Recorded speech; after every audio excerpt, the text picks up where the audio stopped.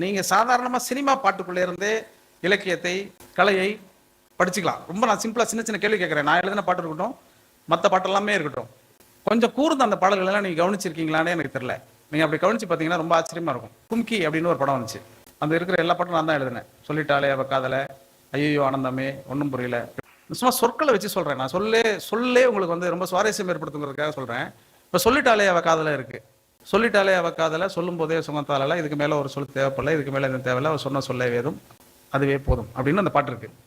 அந்த பாட்டை பற்றி அந்த டைரக்டர் என்கிட்ட சொல்லும்போது சொன்னார், சார் அது வந்து வாயால் சொல்ல மாட்டா சார் லவ் யூன்னு, ஆனால் லவ் மாதிரி சார், ஆனால் லவ் கிடையாது சார் அப்படின்னாரு. எவ்வளோ குழப்பமா இருக்குது. இப்படி தான் சொன்னார் அவர் சுச்சுவேஷன். நான் கேட்டேன், அது எப்படி சார் அப்படி, அது புரியலையா சார் அப்படின்னா, இல்லை சார், கும்கி யானைன்னு சொல்லி கோமாளி யானையை கொண்டுட்டு ஊருக்கு போகிறான் சார், போய் சொல்லிடுறான் சார்.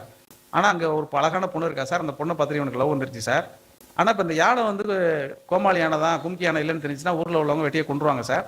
ஆனாலும் லவ் இருக்குது சார், அந்த பொய்யை நீட்டிச்சுக்கிட்டே இருக்கான் சார். அந்த சந்தர்ப்பத்தில் யானைனாலே அந்த பொண்ணுக்கு பயம் சார், அந்த யானை மேலே ஏறி உட்கார வச்சிடறான் சார். அது ரொம்ப சந்தோஷமாயிடுச்சு சார் அப்படின்னா நான் சொன்னேன், யானை மேலே உட்கார வச்சுட்டா யானை மேலே தானே சார் லவ் வரணும், இந்த விக்ரம் பிரபு மேலே ஏன் சார் லவ் வரணும்னு கேட்டேன். சார் அதான் சார் சினிமா, அப்படி தான் சார் பண்ணணும் அப்படின்னு சொன்னார். சரி எப்படிங்க எழுதணும் அப்படின்னு கேட்டேன். அது காதல் வரணும் சார் அப்படின்னா. நீங்கள் நல்லா பார்த்துக்கோங்க, அந்த கும்கி படத்தில் 5 பாட்டு இருக்குல்ல, 5 பாட்டு காதல் பாட்டு மாதிரி தானே இருக்கு. ஆனால் அந்த படத்தில் ஒரு காதல் காட்சி கூட கிடையாது. ஏன்னா அது காதல் படமே கிடையாது. ஆனால் நீங்கள் எல்லாரும் என்ன நினச்சிட்டு இருக்கீங்க, அது காதல் படம் தானே. நான் கூட அப்படி தான் நினச்சிட்டு இருந்தேன். படம் பார்த்தா ஒரு லவ் சீன்ஸ் கூட கிடையாது.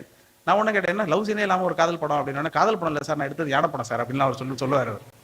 இப்போ அவர் சொல்லும்போது சொன்னார், சார் இது மாதிரி சொன்ன மாதிரி இருக்கணும் சார், சொல்லாத மாதிரி இருக்கணும் சார். சரிங்க எப்படி சொல்வா அப்படின்னு கேட்டோன்னா, சார் அது ஒரு கடவுளின் வார்த்தை சார், என்னால் விளக்க முடியலன்ட்டார். அவர் சொன்னது கடவுளின் வார்த்தை சார், என்னால் விளக்க முடியாது சார், எனக்கு சொல் அப்படின்னு சொன்னோடனே என்னத்தை சொல்றதுன்னு எனக்கு தெரியல.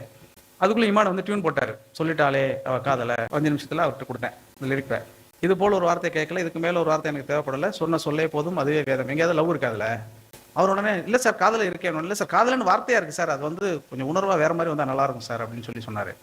நான் உடனே அவர் சொன்னது பிறகு தான் எனக்கு தோணுச்சு, இந்த மொத்த பாட்டையுமே காதல் எதுவுமே இல்லாமல் வெறும் சொற்களை வைத்து எழுதிடுவோன்னு எழுதினேன் நான். இப்போயே நீங்கள் போய் வீட்டில் போனோடனே அந்த பாட்டை கேட்டு பாருங்கள், அது காதலே இருக்காது அதில். அவர் சொன்னார், சார் இதெல்லாம் பல்லவி எழுதிட்டீங்க சார், சரணம் எப்படி சார் எழுதிங்கன்னு கேட்டார். சரணம்னா பாட்டில் இருக்கக்கூடிய 2வது பகுதி இல்லையா. நான் வந்து சார் அதெல்லாம் எழுதிடலாம் சார் அப்படின்னு சொன்னேன். எப்படி அப்படின்னாரு. அதுக்குள்ளேயும் ஒரு டியூன் போட்டார் இமான். அதுக்கப்புறம் தன்னே தன்னா அப்பா சொன்னா கேட்கல, அம்மா சொல்ல கேட்கல, 2 பேரும் சொல்லி பார்த்தேன். அதிலே உன்னை பார்த்தேன், நீ சொன்ன சொல்ல போதும் அதுவே வேதம்னு எழுதிட்டேன். சார் ஓகே சார், 2வது சரணம் சார், 2வது சரணம் எழுதிடலாம் சார் அப்படின்ட்டு.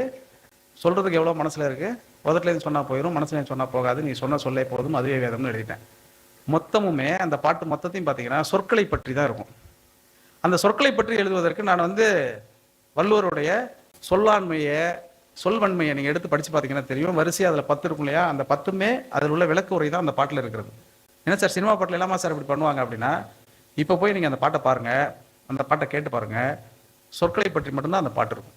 அதெல்லாம் ரைட்டு சார், அப்படிலாம் இருந்து சினிமாவில் பார்க்கும் பொழுது அது ஒரு காதல் பாட்டு மாதிரி தெரிஞ்சுது சார், நாங்கள் எல்லாரும் கைத்தட்டி சந்தோஷப்பட்டோமே, அது எப்படி சார் ஒர்க் அவுட் ஆச்சு அப்படின்னா, உண்மையிலே நான் சொற்களை பற்றி தான் பாட்டு எழுதினேன். படம் பார்த்த நீங்கள் எல்லாருமே, எல்லா லட்சுமி மேனன்களும் அவங்களுடைய விக்ரம் பிரபுவை நினச்சிக்கிட்டதுனாலையும், எல்லா விக்ரம் பிரபுவும் அவங்களோட லட்சுமி மேனன் நினச்சிக்கிட்டதுனாலே அந்த பாட்டு கிட்டாச்சே தவிர, நான் எழுதுனதுனாலையோ மெட்டமைச்சதுனாலையோ அந்த பாட்டு கிட்டாவில். உண்மையாக யோசிச்சு பாருங்க, அதில் காதல் சீனும் கிடையாது, அந்த பாட்டிலையும் காதல் கிடையாது. ஆனால் நீங்கள் எல்லாரும் காதல் பாட்டுன்னு எப்படி கைத்தட்டினீங்க என்றால், சொற்களுக்கு அவ்வளவு வலு உண்டு.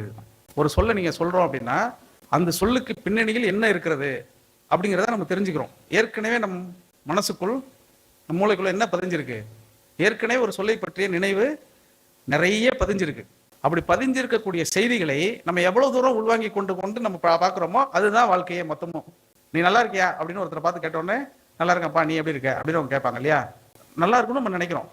இதெல்லாம் நம்ம மனசுக்குள்ள ஒருத்தர் பார்த்தோன்னே கேட்கணும்னு பதிஞ்சிருக்கு. இப்படி பதிஞ்சிருக்கக்கூடிய இந்த செய்திகள் தான் வரலாற்று செய்திகளாக, சரித்திர செய்திகளாக, விஞ்ஞான செய்திகளாக, பொறியியல் செய்திகளாக நமக்குள்ள பதிஞ்சிருக்கு.